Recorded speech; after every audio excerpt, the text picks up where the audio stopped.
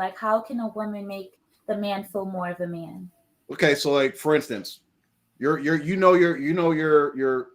say you're just let's keep a husband. You see your husband's has a he's going. You see something's wrong with him.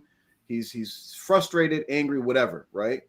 Simply let him come home without giving him any stress, serving him, providing serve other types of services to him, whether it be cooking for him, um, maybe giving him back Cater. rub, whatever it is, stuff like that, that makes him feel like, you know what, someone is taking care of me, right? Someone is taking care of these needs. I'm not stressed, giving them peace, right? If, for instance, he says, it might be something that's like irrelevant, right?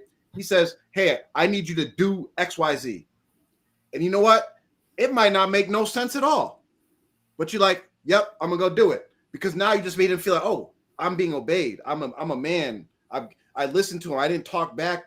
And it might sound like these might sound like, oh, you're just talking about like, just be subservient. Yes, you can, and this will help your man's mental health. And it will and help. also That's sometimes, be more of a, yeah.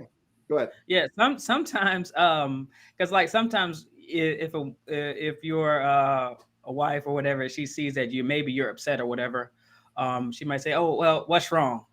And if you don't say anything, sometimes they have a tendency to try to, okay, we're gonna force it right now. You tell me, and then they just gonna like a little gnat, just going around. Is it this? Is it that? Or whatever. I think probably a better approach sometimes if you see that your husband is upset, or you ask him and he doesn't say anything.